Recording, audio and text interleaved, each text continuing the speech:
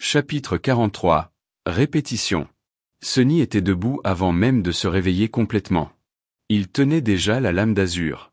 Son ombre planait à ses côtés, prête à s'enrouler autour de l'épée au cas où il aurait besoin d'attaquer, ou autour de son corps au cas où il serait trop tard. Il essaya de comprendre ce qui se passait. Nephi était à proximité, son épée longue levée en position défensive. Cassie.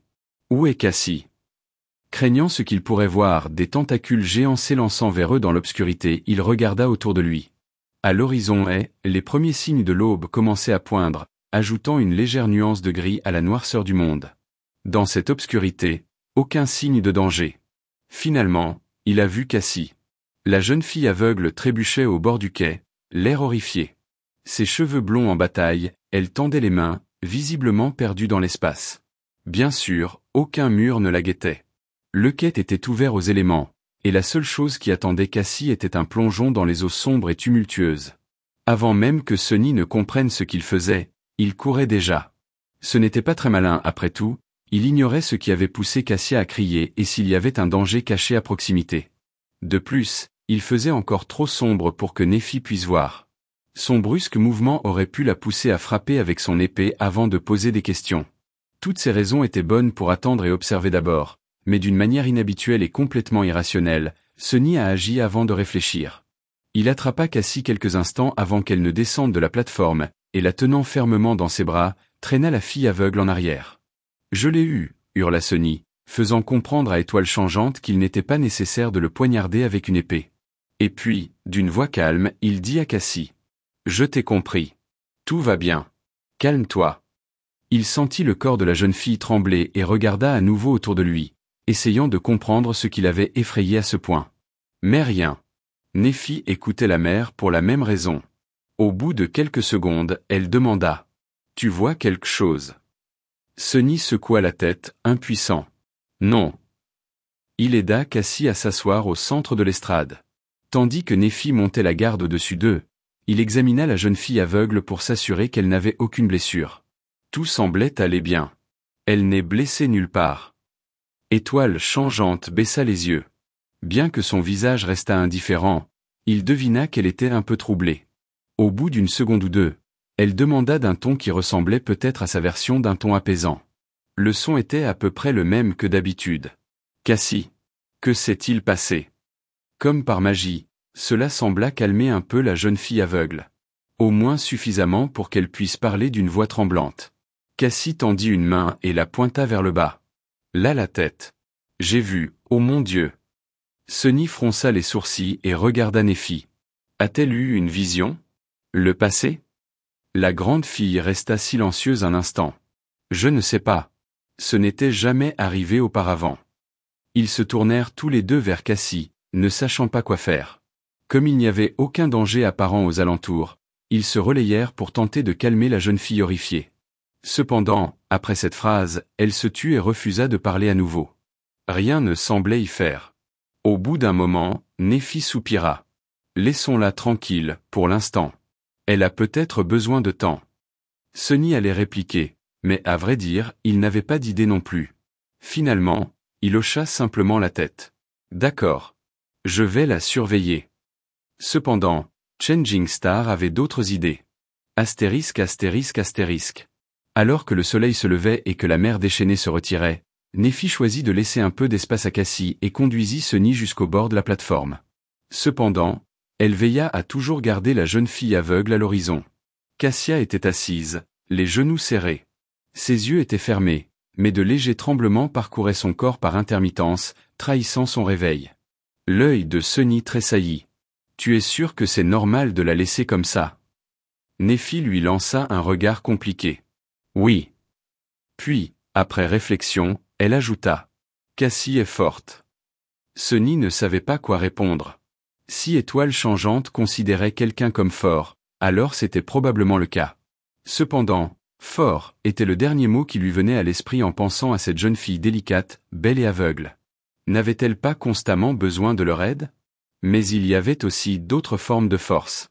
Cassia était toujours en vie et saine d'esprit malgré son défaut invalidant. Combien de personnes auraient pu faire pareil? Si tu le dis. Puis, Nephi lui fit invoquer la lame d'azur. Après l'avoir étudié un moment, elle hocha la tête et prit son épée longue. Malgré sa taille, c'était une arme élégante. Sa lame étroite à double tranchant était beaucoup plus longue que celle de la lame d'azur, avec une pointe incroyablement acérée et symétrique. La lame entière, ainsi que la garde simple en forme de croix et le pommeau, semblaient faits d'argent et reflétaient la pâle lumière du matin. Le manche était étroitement enveloppé de cuir noir.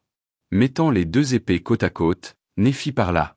Votre épée peut être utilisée d'une seule main, mais son véritable potentiel ne se révèle que dans les deux mains. Elle est conçue principalement pour couper et trancher, d'où son centre de gravité plus élevé. Cependant, elle peut aussi exercer une poussée. Puis elle fit un geste vers le sien. Mon épée est un peu plus polyvalente. Elle est conçue pour couper et estamper, et possède un double tranchant. Cependant, le principe de maniement de ces deux épées est pratiquement le même. Elle prit l'épée à deux mains, l'une près de la garde, l'autre près du pommeau. Puis, elle asséna un coup vers le bas.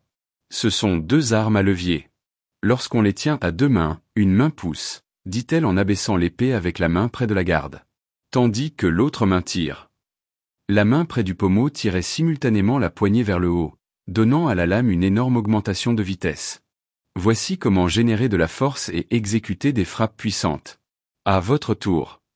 Sunny regarda son épée et la saisit à deux mains, imitant la pose de Néphi. Puis il la leva et frappa, prenant soin d'amplifier la force de son coup avec sa main inférieure. L'étoile changeante l'observait. Il faut comprendre qu'une frappe ne vient pas des mains. Elle vient de tout le corps. La puissance vient de vos pieds, de vos hanches, de votre tronc, de vos épaules, et n'est transmise qu'ensuite à vos mains. Comme ça. Elle fit une nouvelle démonstration du coup descendant. Cette fois, Sunny prêta attention à la posture générale et au mouvement de chaque partie du corps de Changing Star, et non pas seulement à l'épée. Il n'était pas novice en combat. Instinctivement, il savait déjà donner un coup de poing efficace. Même si, auparavant, il manquait de force. Les principes de frappe à l'épée étant globalement les mêmes, Sunny en comprit rapidement le concept. Il exécuta le simple coup descendant plusieurs fois. Après chaque tentative, Néphi lui donnait des conseils et corrigeait ses erreurs. Quelque temps plus tard, elle fut enfin satisfaite de sa technique. Bien. Sunny sourit, fier de ses réalisations. Néphi le regarda pensivement et hocha la tête. Maintenant, fais-le encore 1000 fois. Le sourire se figea sur le visage de Sunny. 1000. Elle a 10 000. Il cligna des yeux. Pardon. Combien de fois? Changing Star pencha la tête et réfléchit un moment. Eh bien, on n'a pas beaucoup de temps aujourd'hui. Alors oui. Seulement 1000. Ah. Seulement 1000, hein? Sunny s'efforça de paraître poli. Je vois. D'accord. Alors que Néphi retournait s'asseoir avec Cassie, il se tourna vers la mer et leva son épée. La lame d'azur siffla enfant dans l'air. Il la leva à nouveau. 2. Poussez et tirez. C'est ainsi que l'on génère de la force. 3. Frappez avec tout votre corps, pas seulement avec vos mains. 4. Alors que Sunny levait son épée et frappait, encore et encore, une seule pensée resta finalement dans son esprit. Répétition, expérience, clarté. Répétition. Au moment où il eut fini d'effectuer 1000 coups, Cassie était enfin prête à parler.